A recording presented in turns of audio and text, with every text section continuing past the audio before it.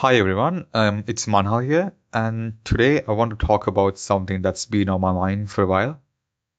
Our country, the Maldives, faces some serious challenges that we all need to be aware of and pretty sure we are aware of. In this video, we'll be diving into two major issues: the lack of diverse job opportunities and the problem of overcrowding and concentration of services within Malé. Both of these have huge impacts on our daily lives, and I want to discuss why they matter and how we can address them. So let's get into it. So let's start with something that affects us all: employment. If you live in the Maldives, you probably know that the job opportunities are pretty limited. Don't have a wide range of industries to work in, and the options we do have, either in retail, government, or one of the biggest monopolies that dominate the market.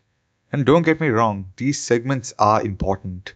But when you're limited to only a few industries, it makes it really hard for people who find work that matches their skills and passions.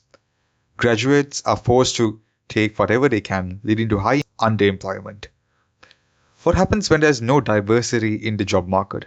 Well, for one, the economy becomes really vulnerable. If something happens to one of the biggest industries, like tourism for example, the whole country feels it.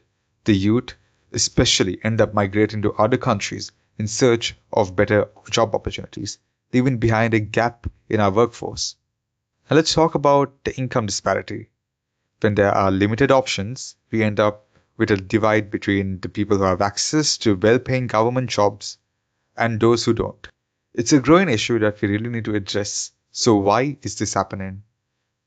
Well, it's a mix of factors. There's not enough investment in emerging sectors like technology, renewable energy, or creative industries. And let's face it, there's so many regulations that make it difficult for entrepreneurs to start businesses and create those much needed jobs.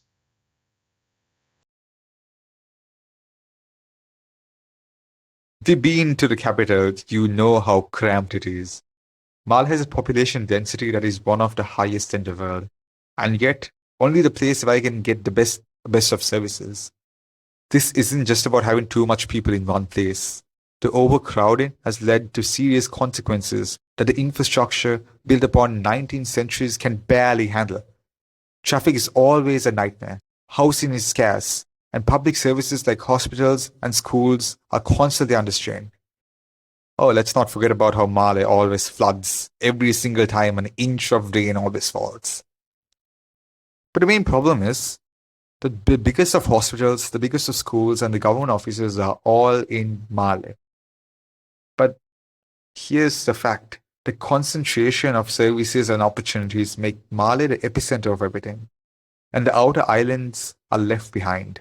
People from atolls are forced to move into Malé just for the better education, jobs, and healthcare, which just adds to the problem. And it does not stop there. The overcrowding is driving up the cost of living in Malé. The housing market is inflated, and the rents are through the roof.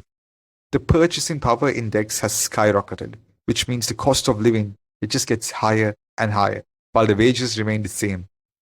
This is why we need to spread out services and infrastructure. We need to focus on decentralizing the economy, making sure that the other islands, especially the atolls, have access to important services like education, healthcare, and job opportunities. This will not only ease pressure on Malé, but also give people a reason to stay in their home islands, rather than migrating to the capital, or Malé.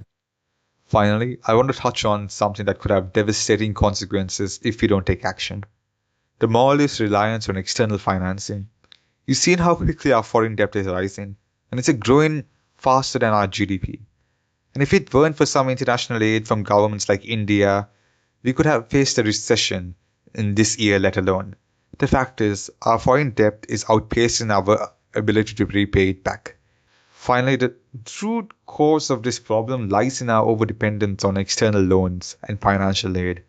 Our national debt has grown because of excessive borrowing for infrastructure projects and economic development which did not hit, and most of them are considered failures. But the truth is, we need to focus on building a sustainable economy that does not rely on heavy foreign financing. So, what can we do to fix these problems? First, we need to diversify our economy. We can start by investing in emerging sectors like technology, renewable energy, and tourism beyond the usual resorts. This will create jobs and reduce the pressure on the few industries that dominate our countries. Second, we need to decentralize services. Let's make sure that important services like schools, hospitals, and government offices are spread out across the islands.